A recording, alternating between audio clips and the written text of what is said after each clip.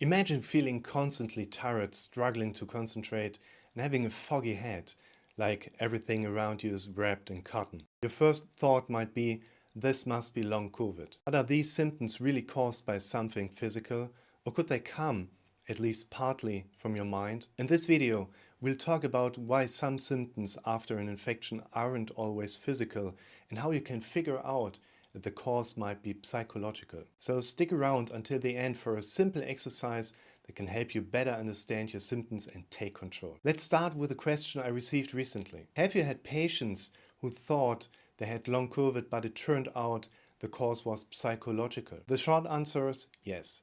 That happens more often than you might think. But before jumping to conclusions, let me be clear. Long COVID is real. Many people continue to struggle with physical symptoms for a month after a COVID infection. Things like breathing difficulties, extreme fatigue, or brain fog. But here's the important part.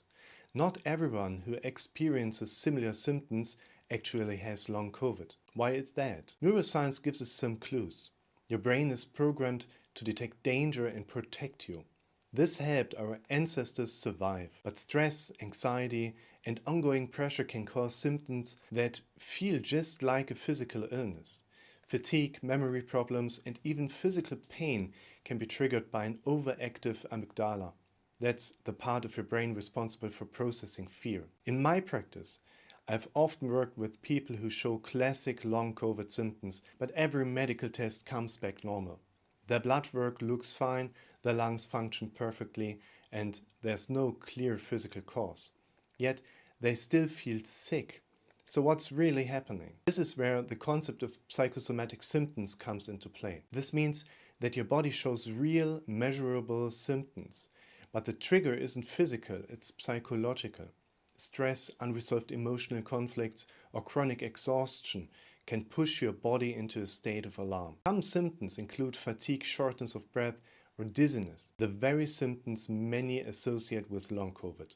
Now, you might be asking, how can I tell if my symptoms are physical or psychological? That's a valid question. Often the answer lies in how the symptoms develop. Research on something called selective attention offers some insight. Your brain filters millions of pieces of information every second and decides what's important. If you focus too much on your symptoms, especially if you're afraid something is seriously wrong, your brain can actually amplify those sensations.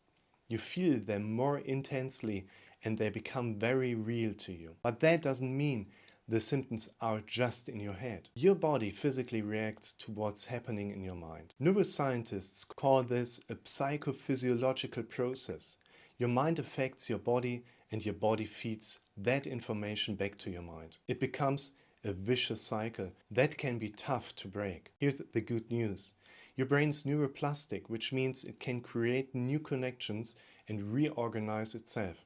You can learn to break this cycle. The first step is to take back control of your thoughts. Here's a simple exercise to help you do that. Every day, write down 3 thoughts related to your symptom. Next to each thought, note a possible psychological cause. For example, I feel tired because I'm under stress, or my head feels foggy because I'm focusing too much on my symptoms. This helps your brain make the connection between thoughts and physical reactions. Another important step is to interrupt negative thought spirals. Every time you catch yourself focusing too much on your symptoms, mentally say, stop. Then consciously shift your attention. Listen to music, take a walk, or practice a simple breathing exercise. Studies show that breaking these thought loops can reduce activity in the amygdala and help lower your stress levels.